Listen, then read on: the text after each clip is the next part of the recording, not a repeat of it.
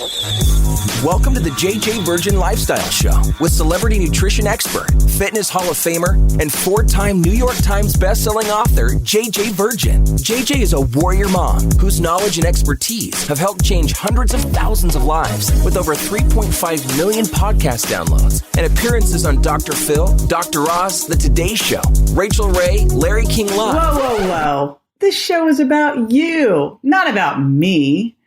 I want to help you find practical, real-world ways to dial in your health and mindset so you can finally lose that weight and feel strong and energized. Stop settling for less than your personal best. It's time to find out how to look and feel better than ever. And I'll be right here with you the whole way.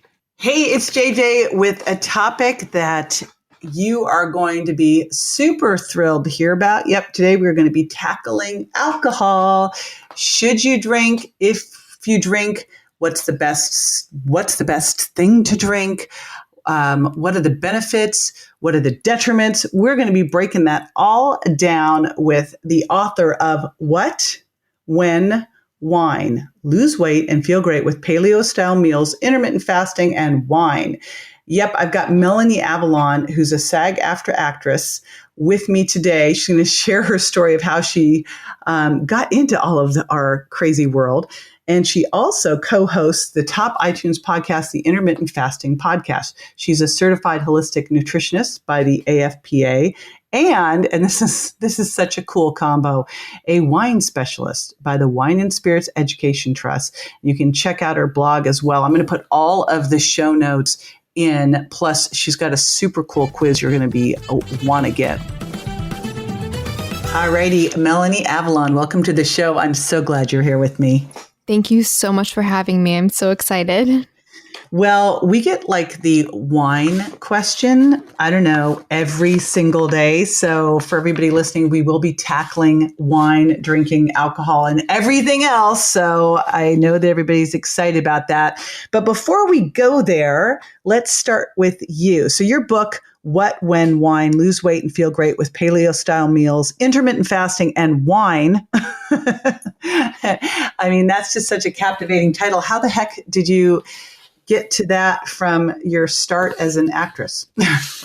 Yeah, so basically, so I am an actress, and in college, I was always trying these crazy fad diets, trying to lose weight for the entertainment industry. So calorie counting, the cookie diet, like basically everything, fat burners, and nothing ever really stuck. It was all very miserable and unsustainable. And that all changed when I actually first tried the low carb approach to diet. And that is when I really started realizing that there was something to weight loss or something to our body composition and our health beyond just losing a pound. It was really about changing your metabolism to become a fat burner. And so I went low carb, and then I became really obsessed. So then I picked up intermittent fasting. I said I was going to try it for a week. So basically I committed to eating only at dinner. I said, I'll do this for a week. I'll see what happens. And that really threw me into fat burning mode. I had never stopped. That was about 6 or 7 years ago. And then the final piece of the puzzle was I was still eating like the processed foods and all of that stuff. I was doing like low carb, but still with all of the things I shouldn't have been having, probably. Low carb junk food? Yeah, Franken foods, like all the fake sweeteners and all the stuff. So then I heard about paleo, and I was like, how much of a difference can it make? Because I was like, I'm already low carb, I'm already fasting, I'm good. But again, I was like, I'll try it for a week, I'll see what happens. And that was really the final piece in the puzzle, just cutting out those processed foods, cutting out those grains. Well, I was already cutting out the grains, but cutting out the processed foods made such a huge difference. And so that's the long story short. Basically, that's the what and the when. The what is the paleo, the when is the intermittent fasting. And then I was still having wine in my eating window, kind of saw it as a cheat in a way. But when I started doing the research on the topic, I realized that there are a lot of health benefits to wine. And I feel very confident now about keeping it in my lifestyle in moderation. And I go into the book lots of details about alcohol metabolism and the relationships to health benefits and all of the details. There's a lot to unpack here. I know, oh my gosh. There's so much. Yeah. And, I'm actually going to start first with alcohol because that's such a hot topic in the tribe.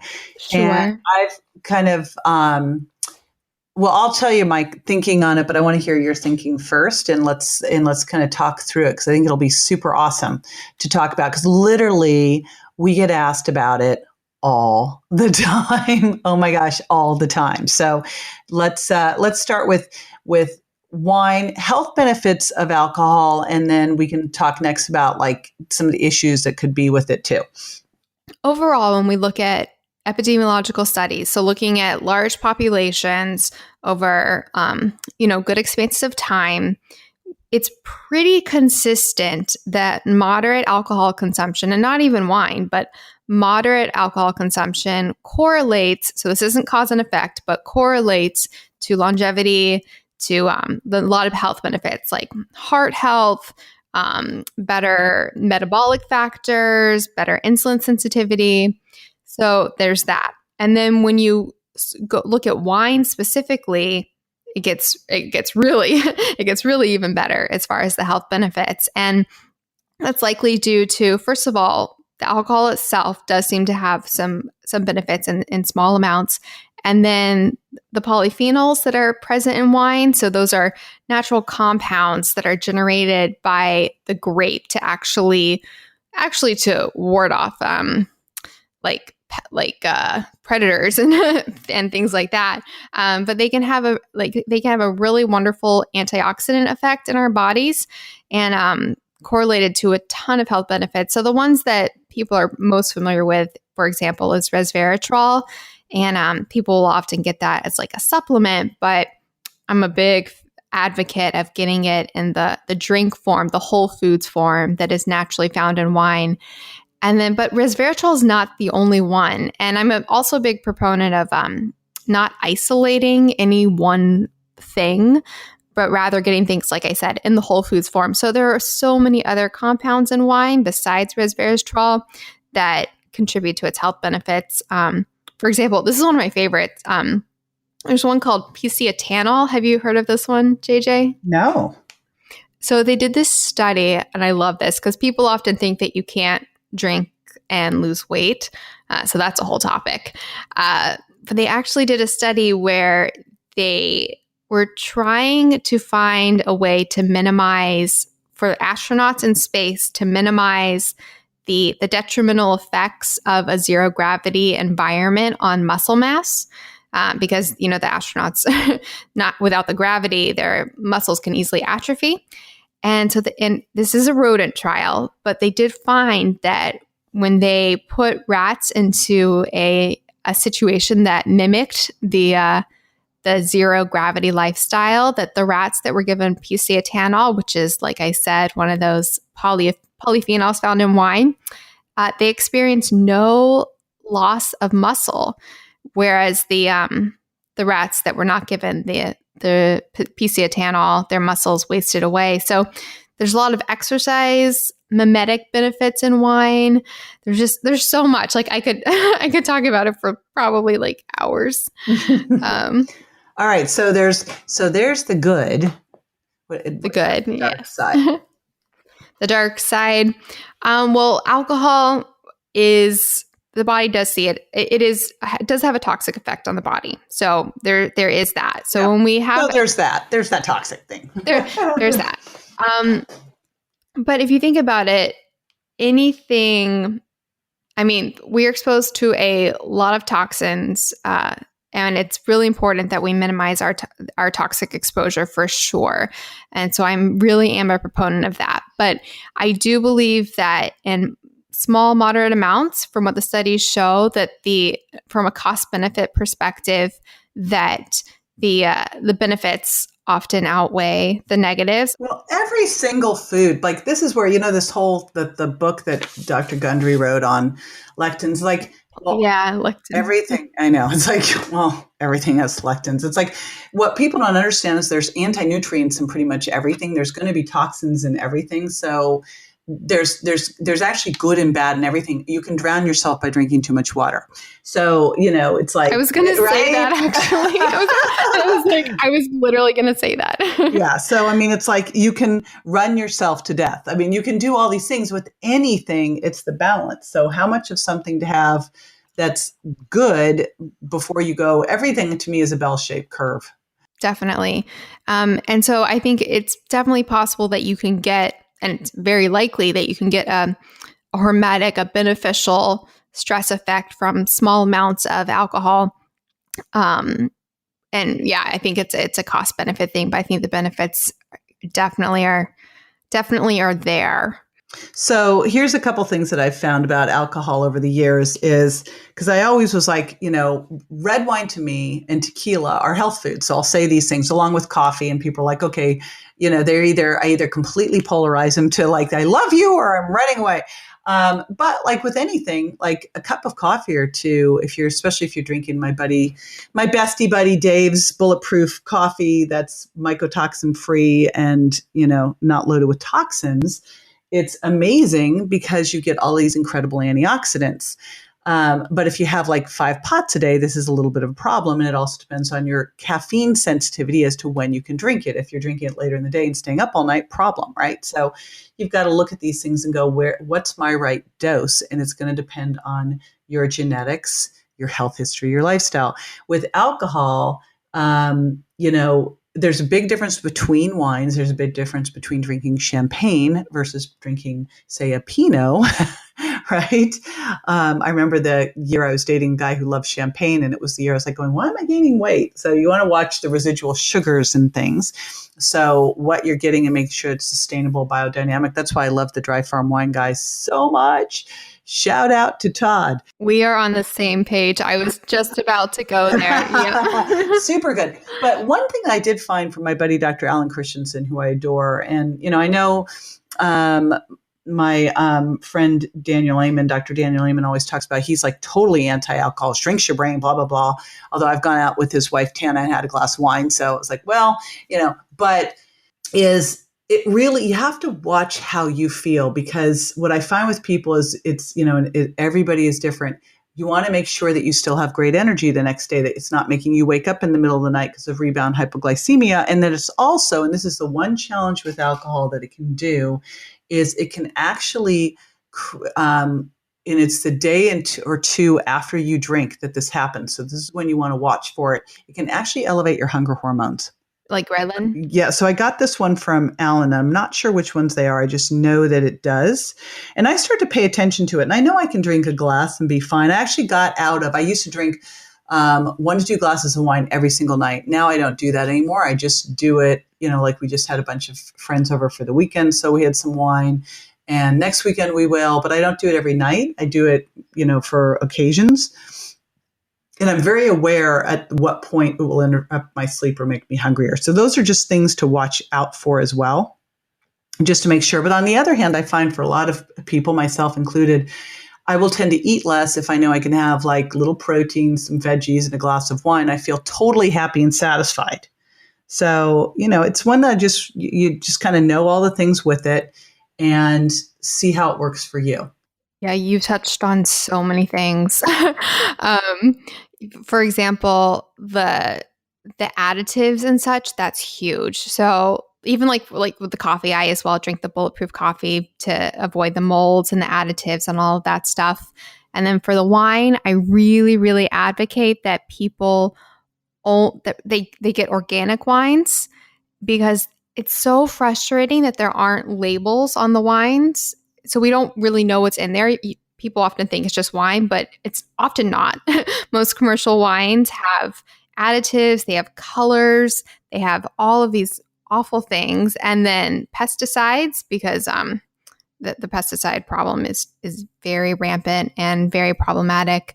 And so it's really important that you are getting clean sources of wine. So organic wines or like the dry farm wines, definitely a huge fan of that company. And so I think that makes a huge difference.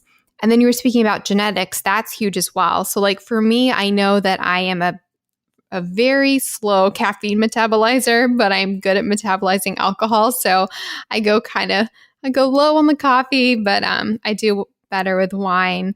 So I think that's huge. And but just in general, I think it's really telling that the longest lived populations in the world, most of them have some sort of alcohol intake in their diet. And so I think there's definitely a place for it. Yes. So, and it's just all with these things. It's connecting the dots to know what works for you and figuring out how it does. And it's like, it's funny. I wouldn't want to not have wine in my life. It's just, maybe it's because I grew up outside the wine country, but it's just to me it's one of my favorite things. It doesn't feel like a really great dinner without great wine with it. Right? So true. I know. So in fact, it was funny. I dated a winemaker in Napa for a while. When I met him, he was 6'5", so you couldn't really tell. I mean, he just looked like a big guy. But after being with me for a couple months, he then weighed 60 pounds less. And so I so wanted to write the winemaker diet. Oh my gosh, I so wanted to write it because it was like he did all that still drinking wine. And I think one of the reasons that the studies show that people who drink wine tend to be leaner and fitter is I actually think those people tend to make healthier food choices. Oh, like the people that gravitate towards wine. Yeah, versus someone who say is drinking like a, one of those drinks with an umbrella in it, or say beer, right? That's something I talk about at length in the book, because there is this idea that you can't drink and lose weight, or that if you drink, you'll automatically gain weight. So I have a huge, very long chapter about the metabolism of alcohol, and so like alcohol itself doesn't readily become body fat. Not that you should just drink a ton of alcohol, but when they do studies like metabolic ward studies and they find adding just pure alcohol, and do not do this, but they can add they did this one study where they would add 1,800 calories of pure alcohol to the patient's diet and they wouldn't gain any weight. And this was like a very controlled metabolic ward study, like I said. So it's not the alcohol itself that's becoming fat, it's really what you're having with it, or like you were talking about the fruity drinks and the sugary drinks. So if you're having nice, clean drinks, particularly wine, I think it can definitely support a healthy weight. And then on top of that, the studies often find in general that people who are wine drinkers, especially women, they tend to have lower weights, and they don't know exactly why that is, but there's probably a lot of reasons. Insulin sensitivity, just how it affects metabolic biomarkers overall in general. And then I really like what you just said about the people who gravitate towards wine, that might be a factor as well. So let's switch gears over to, because I love, it's not just what you eat, it's when you eat too, in your book, What, When, Wine. So what you eat, paleo-style eating, when you've got intermittent fast. Did you just pour yourself a glass of wine? I just got to know. Oh no, that was water. I only do water. Wow. She really practices what she preaches. And just for listeners, this is not like 9 a.m. So it would have been totally reasonable because it's late afternoon. I mean, somewhat reasonable. That was my purified water. That would have been very, very funny. Anyway, I'm drinking ice cream tea for the record. So let's talk about intermittent fasting, how you do it, define it, your journey with it, etc. Right. So intermittent fasting, for listeners who are not familiar, it's basically a pattern of eating where you restrict the hours that you eat each day rather than the amount of food you eat. So it's not about counting calories. It's not even about what you eat specifically, even though, like we talked about, I'm a huge fan of whole foods and low sugar diets. But it's really about restricting your eating window so that you it forces your body to go into a fat burning state, because when we're conditioned to eat like 24/7, like we are in today's society, which is just really crazy, it really conditions your body to constantly wait for the next snack, for the next meal, for energy, rather than tap into its own body stores, like body fat stores. And it's crazy. So even a lean person has enough stored fat to walk about 1,000 miles just from their stored fat. And so the question is, why are we not tapping into that? And so intermittent fasting, if you go about 12 hours or so, that's without eating. That's when your body realizes, okay, there's not food coming in, so we're going to have to deal with this. And it starts making metabolic changes to really increase fat burning from your own body fat stores. And that's just the fat burning side of things.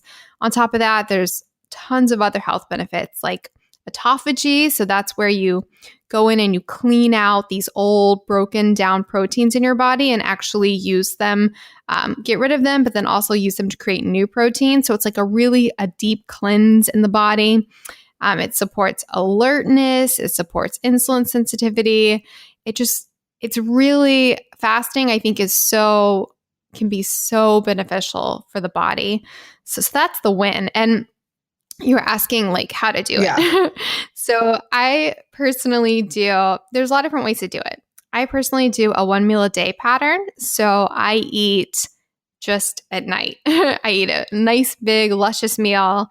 And JJ and I were talking earlier about circadian rhythms and such. And I'm a late night person.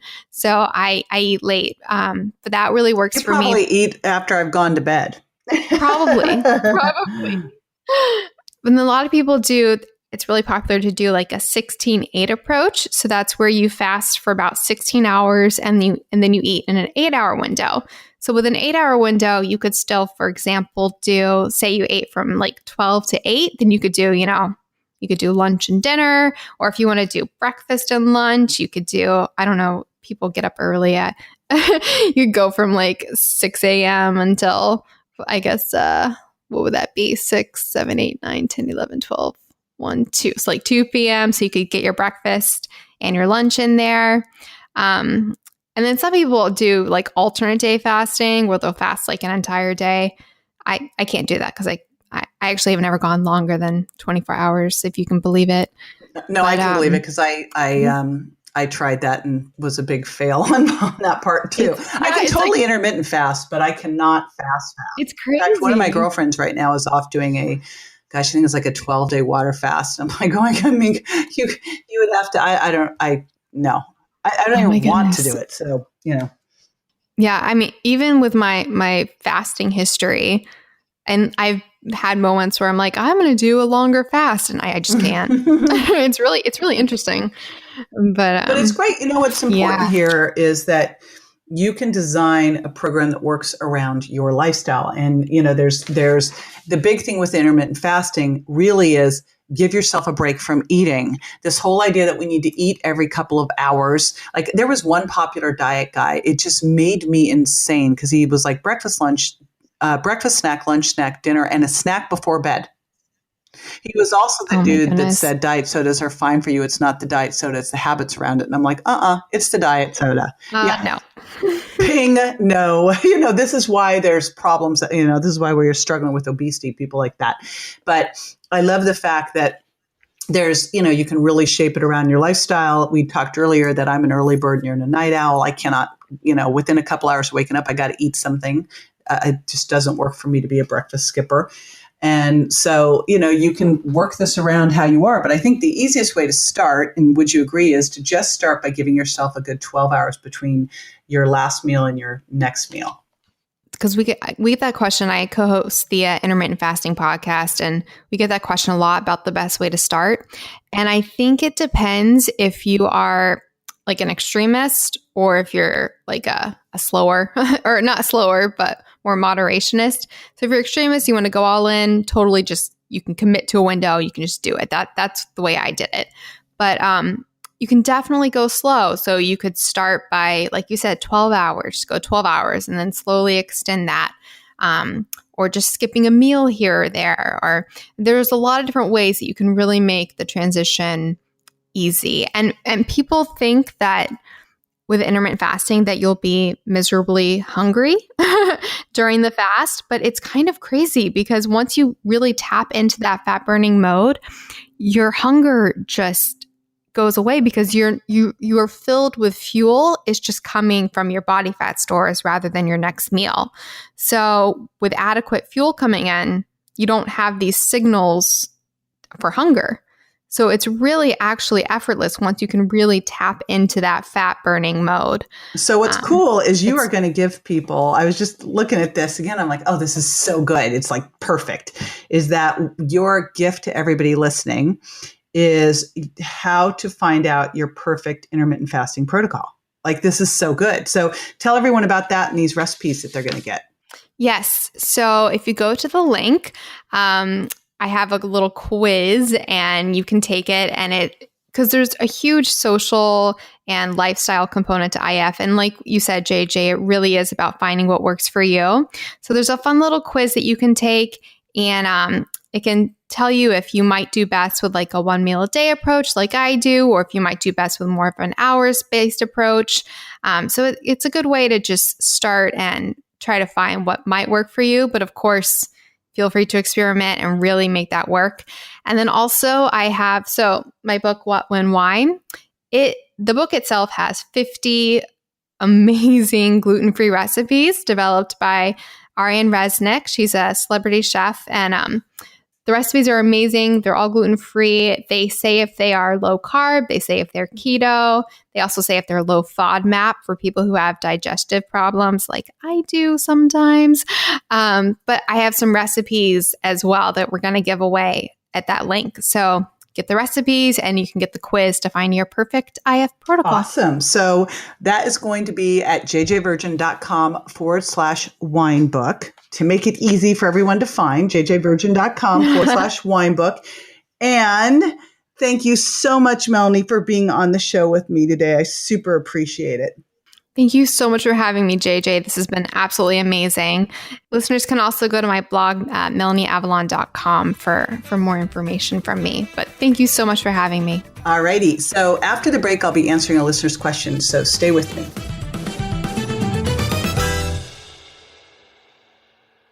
It's scary, but true. Sugar is hiding everywhere. In diet foods, packaged foods, dressings, and even sugar substitutes.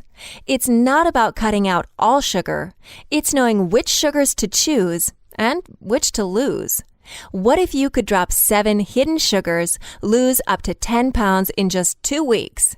JJ Virgin will show you how with a simple 4-step plan to cut cravings and rev up your metabolism to lose fat fast and forever. Visit jjvirgin.com/books and order the Sugar Impact Diet. You can shed up to 10 pounds in 2 weeks. Visit jjvirgin.com/books. Welcome back. This is the time where I answer a listener's question. And as I said when I was talking to Melanie, I get asked all the time about alcohol, like literally all the time. So this one came off one of my Facebook Lives, and it is a question from Anne who said, all right, so if I'm going to drink, what are the best choices? Now, one of the things that I wrote in the Virgin Diet is I wrote one of the best recipes, and it's a tequila recipe. It's in the Virgin Diet book, and it is my favorite tequila recipe because there are 2 forms of alcohol that I would tell you are the better choices. One is tequila, and the other are specific types of wine. And you want to really look at the low residual sugar wine. So I'm going to do a big shout out to my buddies over at Dry Farm Wines. They even were at my wedding. So this is how strongly I feel about them. They sponsor all of my events. They're the only wine that I serve. Well, not the only wine, but generally the wine, my wine of choice at all of these events. And hopefully most of the time, the only wine I'll ever serve. And the reason is because they go and get organic wines that do not have any sugar added and super low residual sugars.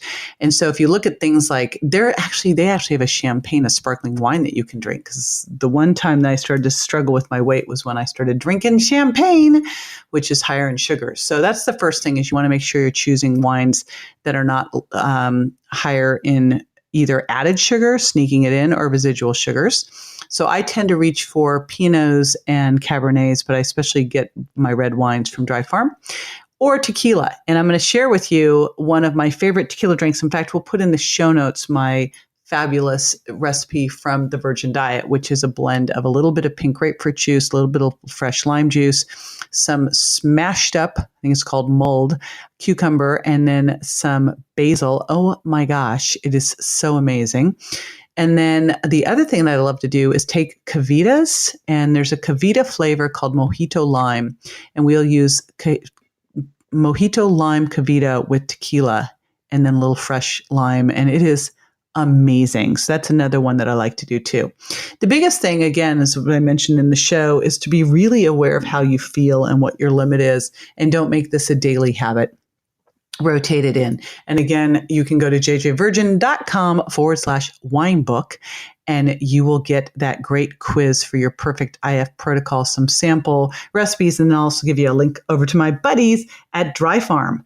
All right. So this is my gratitude portion of the show. I'm going to shout some gratitude out to, Luminary 1. And it's Facts Night, Not Hype, 5-star review. It's so refreshing to have facts and research backing a weight loss protocol. Very informative and useful. And I appreciate that so much. Thank you so much. And just kind of a big ask.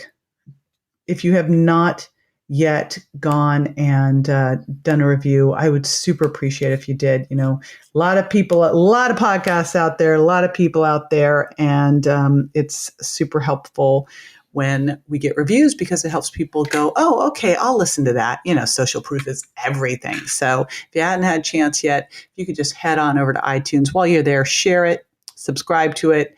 And I super appreciate it. And I would love to feature you on my next podcast with a glowing review. All right. See you next time. That's all for this episode of the JJ Virgin Lifestyle Show, which marks another step towards a healthier body and mind. Don't forget to rate, review, and subscribe to the show, and we'll talk to you next week.